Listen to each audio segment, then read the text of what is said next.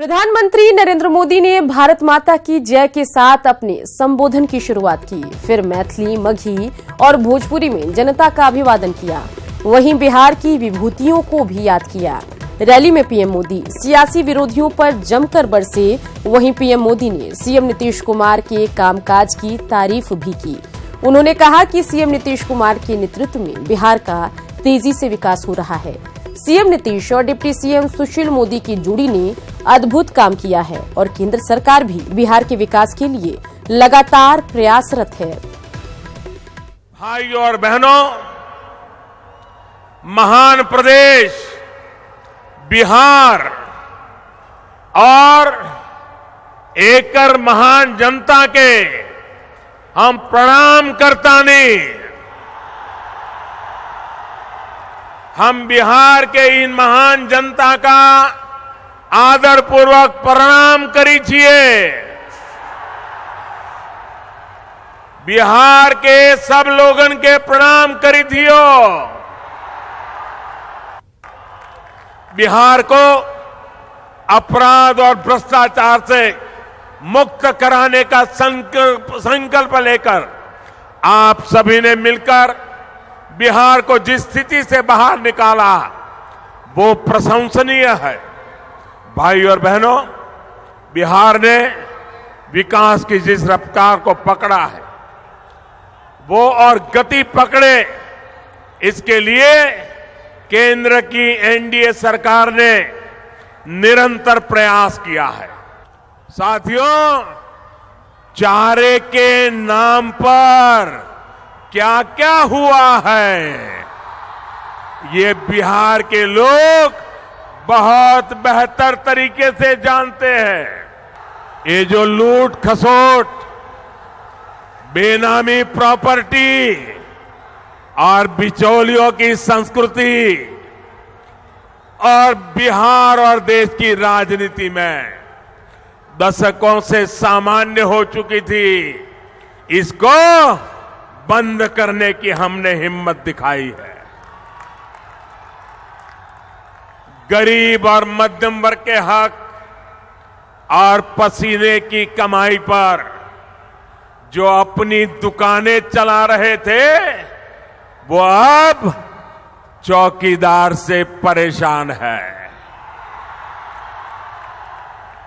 और इसलिए चौकीदार को गाली देने की कंपटीशन चल रही है। आप आश्वस्त रहिए, आपका ये चौकीदार पूरी तरह से चौकन्ना है। सुरक्षा चाहे गरीब की हो या सुरक्षा देश की, देश पर बुरी नजर करने वालों के सामने आपका ये चौकीदार और हमारे एनडीए गठबंधन दीवार बन करके खड़ा है। देश की रक्षा सुरक्षा गरीब, वंचित, शोषित, मध्यम वर्ग के हित में जितने भी मुश्किल, जितने भी बड़े फैसले लेने हैं वो डंके की चोट पर लिए जा रहे हैं और आगे भी लिए जाएंगे। साथियों, वे कहते हैं कि आओ मिलकर मोदी को खत्म करें। वे कहते हैं आओ मिलकर के मोदी को खत्म करें, और मोदी कहता है आओ हम सब एक होकर आतंकवाद को खत्म करें। आप मुझे बताइए, आतंकवाद को खत्म करने के लिए एक होना चाहिए कि नहीं होना चाहिए? आतंकवाद को खत्म करना प्राथमिकता होनी चाहिए कि नहीं होनी चाहिए? लेकिन उनकी प्राथमिकता है मोदी को खत्म करो। मेरी प्राथमिकता है आतंकवाद खत्म करो। वे कहते हैं कि आओ मिलकर के मोदी को खत्म करो। मैं कहता हूं आओ मिलकर गरीबी का मुकाबला करें, देश को गरीबी से मुक्त करें। वे कहते हैं कि आओ मिलकर मोदी को खत्म करें। मैं कहता हूं आओ हम सब एक होकर भ्रष्टाचार और काले धन को समाप्त करें। संकल्प रैली को सीएम नीतीश कुमार ने भी संबोधित किया। सीएम नीतीश ने आतंक के खिलाफ भारत सरकार के एक्शन का समर्थन किया।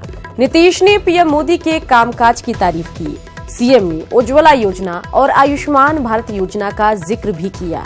सीएम नीतीश ने आरजेडी पर निशाना साधते हुए कहा कि अब लालटेन युग का अंत हो गया है। सीएम ने कहा कि बिहार में चौतरफा विकास हो रहा है। बिहार का ग्रोथ डबल डिजिट में है।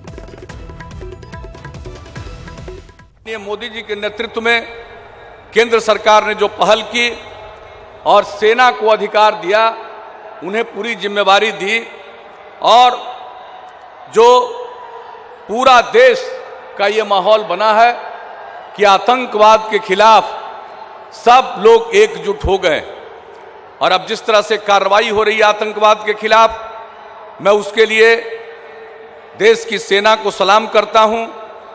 माननीय मोदी जी को इस बात के लिए मैं बधाई देता हूं। माननीय मोदी जी ने जो काम किया उस काम को हमेशा लोग उसकी चर्चा करते हैं और जिस तरह से प्रधानमंत्री उज्ज्वला योजना इन्होंने चलाई और एक गरीब गुरबा आदमी को भी एलपीजी का कनेक्शन मिला।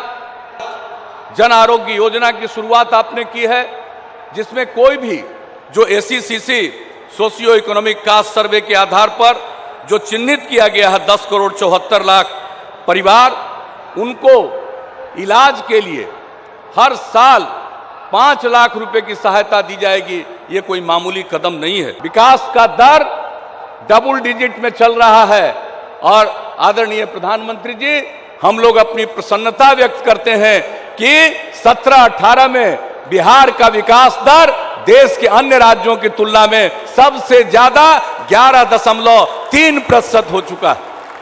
हम यही आग्रह करेंगे, आपका सहयोग मिलता रहे।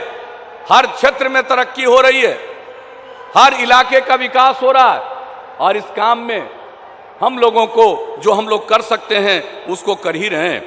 लोग लालटेन का इस्तेमाल करते थे, ढिबरी का इस्तेमाल करते थे, किरासन तेल का प्रयोग करते थे। अब घर घर बिजली पहुंच गई, भूत भी भाग गया और लालटेन की जरूरत खत्म हो गई इस पूरे बिहार में। यह स्थिति हम लोगों ने पैदा कर दिया।